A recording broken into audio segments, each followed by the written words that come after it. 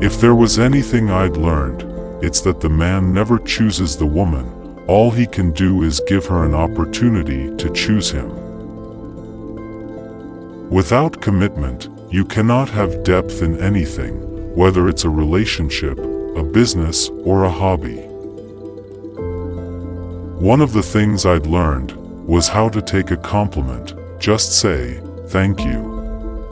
It's the only response a confident person can make. It's not lying, it's flirting. After all, everyone's favorite subject is themselves. There are only so many ways to get rejected or ignored.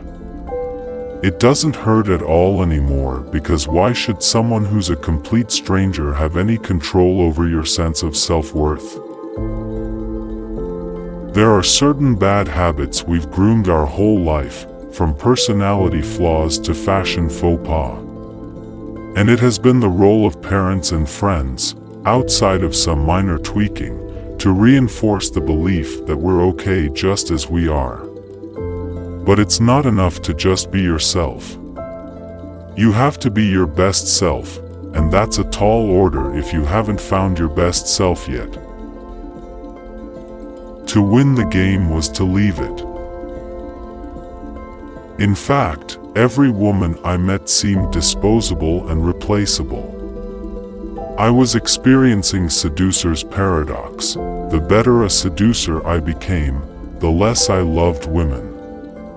Success was no longer defined by getting laid or finding a girlfriend, but by how well I performed.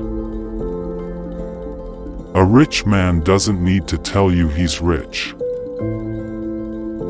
Beauty is common, but what's rare is a great energy and outlook on life.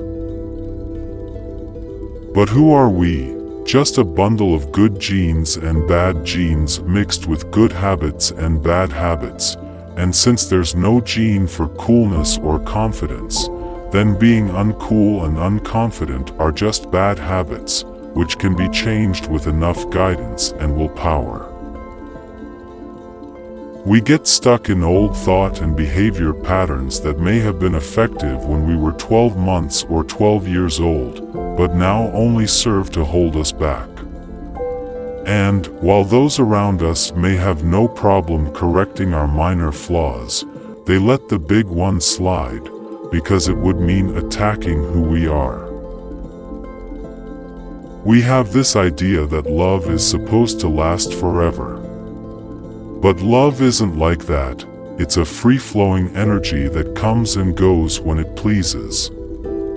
Sometimes it stays for life, other times it stays for a second, a day, a month, or a year. So don't fear love when it comes simply because it makes you vulnerable. But don't be surprised when it leaves, either. Just be glad you had the opportunity to experience it. That's when I started to leave it behind. I realized that I got my entire validation from women. Women became like gods to me, but false gods. "I want to learn martial arts," he said docilely, "so when I want to kill someone, I can do something about it." The right lifestyle is something that is worn, not discussed. Money, fame, and looks, though helpful, are not required.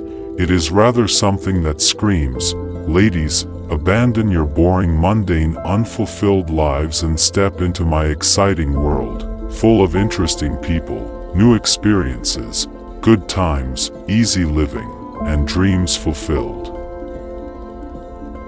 Because, all too often, the things that we're the most resistant to are precisely what we need. And the things we're most scared to let go of are exactly the ones we most need to relinquish. I was becoming too dependent on female attention, allowing it to be my sole reason for leaving the house besides food. In the process of dehumanizing the opposite sex, I had also been dehumanizing myself. Besides confidence and a smile, we learned, The other characteristics of an alpha male were being well-groomed, possessing a sense of humor, connecting with people, and being seen as the social center of a room.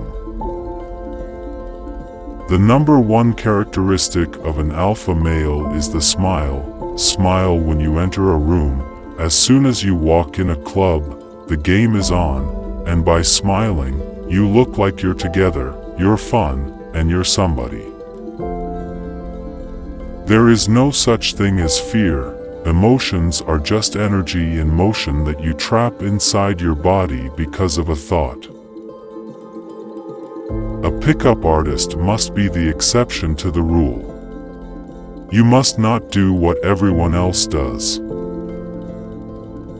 Every problem had a solution, every dispute had a compromise, every ego had a way to be stroked. We never had conversations, we had non-versations, where we just filled empty space with words.